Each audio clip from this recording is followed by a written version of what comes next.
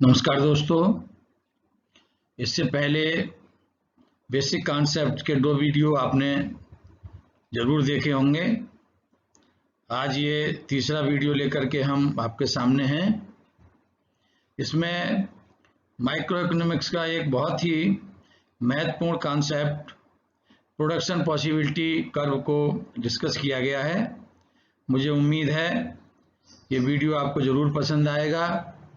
अगर पसंद आता है तो इसे लाइक करें, शेयर करें, चैनल को सब्सक्राइब करें। तो फ्रेंड, इस वीडियो में हम जो पॉइंट डिस्कस करने वाले हैं, पहला है प्रोडक्शन पॉसिबिलिटी कर्व, जिसे प्रोडक्शन पॉसिबिलिटी फ्रंटियर के नाम से भी जानते हैं।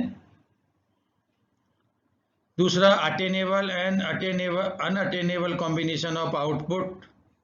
ये आउटपुट के ऐसे 2 कॉम्बिनेशन हैं, अटेनेबल में हम प्राप्त करते हैं और अनअटेनेबल कॉम्बिनेशन है उसको हम प्राप्त नहीं कर पाते हैं। तीसरा, चेंज इन पीपीसी। पीपीसी में ग्रोथ होती है, पीपीसी डिक्रीज होता है, तो उसके कारण से उसकी जो शेप है वो भी चेंज हो जाती है, इसको भी जानेंगे। Next, concept of opportunity cost. Opportunity cost क्या होती है? जो बेस्ट ऑफर होता है आपका, उसकी कॉस्ट होती है। नेक्स्ट, मार्जिनल अपॉर्चुनिटी कॉस्ट या मार्जिनल रेट ऑफ ट्रांसफॉर्मेशन, जिसको शॉर्ट में हम एमआरटी भी कहते हैं, इसको भी समझेंगे। Next, 2 characteristics of PPC. PPC की 2 विशेषताएं। इसका स्लोप लेफ्ट टू राइट क्यों होता है और पीपीसी कॉनकेव टू ओरिजिन क्यों होता है, ये भी इस वीडियो में समझाया गया है। और लास्ट में, can PPC be straight line. क्या पीपीसी एक सीधी रेखा हो सकती है? तो हाँ, हो सकती है, इसको भी जानेंगे। तो चलिए स्टार्ट करते हैं। Now is production possibility curve.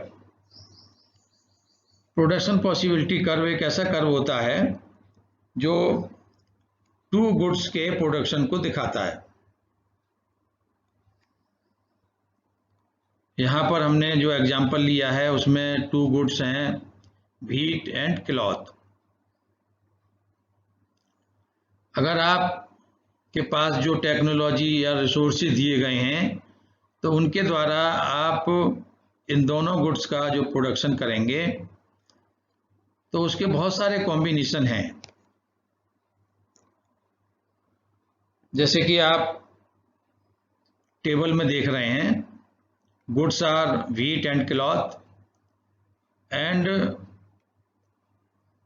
Different combinations are A, B, C, D, E। अगर आप A कॉम्बिनेशन चूज करते हैं प्रोडक्शन के लिए, तो इसमें आप देख रहे हैं कि सारे के सारे रिसोर्सेज आपने एक्सपेंस कर दिए व्हीट के प्रोडक्शन पर, और क्लॉथ का प्रोडक्शन आप नहीं कर पाएंगे। अगर आपको क्लॉथ का प्रोडक्शन कम करना है, क्लॉथ का प्रोडक्शन करना है, तो आपको व्हीट पर से कुछ रिसोर्सेज हटाने पड़ेंगे। टेबल में आप देखेंगे कि जब आपने 1000 मीटर क्लॉथ का प्रोडक्शन किया तो आपको व्हीट पर से प्रोडक्शन कम करना पड़ा, व्हीट का प्रोडक्शन कम करना पड़ा, कुछ रिसोर्सेज हटा करके क्लॉथ पर लगाने पड़े। तो इस तरह से बी जो कॉम्बिनेशन है उसमें आपने 90 लाख टन व्हीट का प्रोडक्शन किया और 1000 मीटर क्लॉथ का। आप सी कॉम्बिनेशन अगर चूज करते हैं या क्लॉथ का प्रोडक्शन और बढ़ाना चाहते हैं, 2000 मीटर करना चाहते हैं, तो आपको व्हीट का प्रोडक्शन और कम करना पड़ेगा। तो इसमें आप देख रहे हैं कि अब आपको पहले के मुकाबले, पहले आपने 100 से 90 यानी 10 का ही डिक्रीज किया था, अब 90 to 70 20 का डिक्रीजमेंट करना पड़ेगा, तब जाकर के आप 1000 मीटर क्लॉथ का प्रोडक्शन कर पाएंगे। मान लीजिए आप डी कॉम्बिनेशन सेलेक्ट करना चाहते हैं या क्लॉथ का और प्रोडक्शन बढ़ाना चाहते हैं, तब आपको व्हीट पर से और जो रिसोर्सेज हैं वो हटाने पड़ेंगे। तो अब इसमें आपने देखा कि अब आपको व्हीट का प्रोडक्शन और अधिक कट करना पड़ा। पहले में 10, दूसरे में 20 और थर्ड के लिए 30 का प्रोडक्शन कम करना पड़ा है, तब 1000 मीटर क्लॉथ का प्रोडक्शन आप कर पाए हैं। और लास्ट कॉम्बिनेशन है, अगर आपको क्लॉथ का ही प्रोडक्शन करना है 4000 मीटर, तब आप व्हीट का प्रोडक्शन नहीं कर पाएंगे। सारे के सारे रिसोर्सेज आपने क्लॉथ के प्रोडक्शन पर एक्सपेंस कर दिए। यहाँ मैं एक बात आपको बताना चाहूँगा कि जो रिसोर्सेज आपने व्हीट पर से हटा करके और क्लॉथ के प्रोडक्शन पर लगाए, उसमें ये इंक्रीज हो रहा है 100 से 90, 10 का, फिर 20 का, फिर 30 का, फिर 40 का। This is called increasing opportunity cost, बढ़ती अवसर लागत।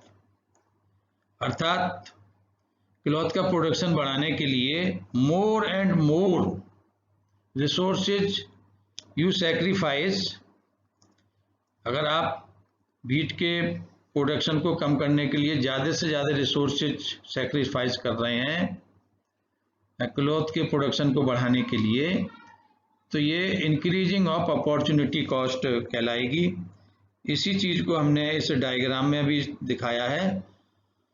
डायग्राम में वाई एक्सिस पर व्हीट का प्रोडक्शन दिखाया है, एक्स एक्सिस पर क्लॉथ का प्रोडक्शन दिखाया है।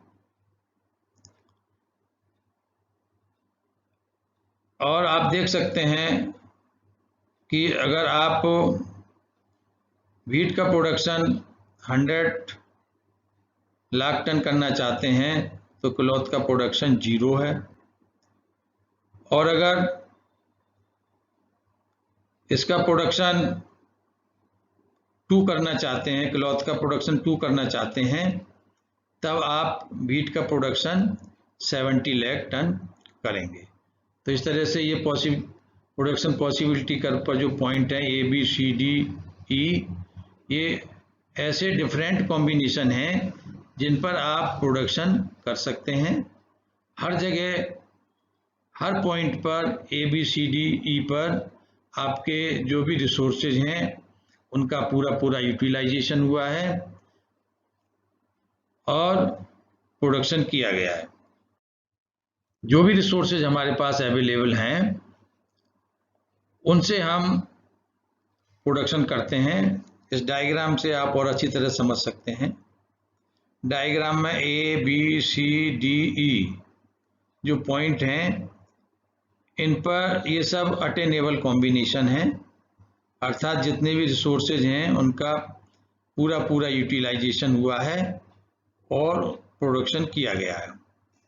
नाउ इज पॉइंट K जो PPC के इनर साइड में है, अंदर है।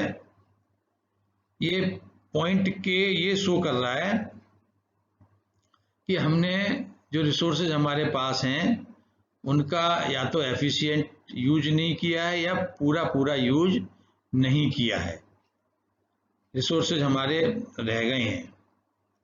तो ये पॉइंट K जो है ये इंडिकेट करता है अंडर यूटिलाइजेशन या inefficient use of resources. PPC के आउटसाइड में ये 2 पॉइंट देख रहे हैं आप, R एंड T। ये पॉइंट ये शो कर रहे हैं कि ये अनअटेनेबल कॉम्बिनेशन है, अर्थात हमारे पास इतने रिसोर्सेज हैं ही नहीं कि हम R और T पर जाकर के प्रोडक्शन करें। तो ये अनअटेनेबल कॉम्बिनेशन है और PPC पर जितने भी पॉइंट हैं सब अटेनेबल हैं। K पॉइंट भी अटेनेबल है, पर इसमें कुछ रिसोर्सेज यूटिलाइज नहीं किए गए हैं या उनका इनएफिशिएंट यूज किया गया है। तो इस तरह से ये था attainable and unattainable combination of output. Now a change in PPC. PPC change हो जाता है, प्रोडक्शन पॉसिबिलिटी कर्व, ये राइट वार्ड भी शिफ्ट हो जाता है, लेफ्ट वार्ड भी शिफ्ट होता है। ये राइट वार्ड शिफ्ट कब होता है? अगर आपके पास रिसोर्सेज इंक्रीज हो जाते हैं, मान लीजिए एडवांस टेक्नोलॉजी हो जाती है, जैसे सरकार का मेक इन इंडिया प्रोग्राम है, तो मेक इन इंडिया प्रोग्राम अगर सरकार लागू करती है तो रिसोर्सेज हमारे इंक्रीज हो जाते हैं और हमारा जो पीपीसी है, प्रोडक्शन पॉसिबिलिटी कर्व है, वो राइट वार्ड शिफ्ट हो जाएगा। मान लीजिए पहला पीपीसी है हमारा पीपी, ये इनिशियल है, गिवन है, पहला प्रोडक्शन पॉसिबिलिटी कर्व है। अब अगर रिसोर्सेज इंक्रीज हो जाते हैं तो पीपीसी राइट वार्ड शिफ्ट होकर के P1 हो जाएगा। तो इस चीज को ही कहा जाता है ग्रोथ ऑफ रिसोर्सेज। एरो से भी दिखाया गया है कि पीपीसी राइट वार्ड शिफ्ट हो गया है। नाउ व्हेन रिसोर्स डिक्रीज, अगर रिसोर्सेज डिक्रीज हो जाते हैं तब पीपीसी लेफ्ट वार्ड शिफ्ट होता है। पहला जो पीपीसी हमारा दिया हुआ है P1 और रिसोर्सेज जब डिक्रीज हो जाते हैं तब पीपीसी लेफ्ट वार्ड शिफ्ट होकर के PP हो जाता है। डायग्राम से आप समझ रहे होंगे, ये गिवन रिसोर्सेज हैं हमारे, और जब रिसोर्सेज डिक्रीज हो जाते हैं तब पीपीसी लेफ्ट वार्ड शिफ्ट होकर के PP हो जाता है।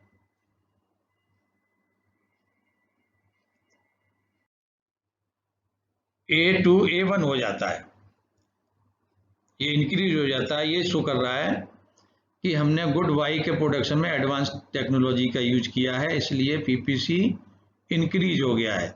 बी में हमने एडवांस टेक्नोलॉजी यूज नहीं की है। तो इस तरह से ये पीपीसी शिफ्ट हो जाते हैं।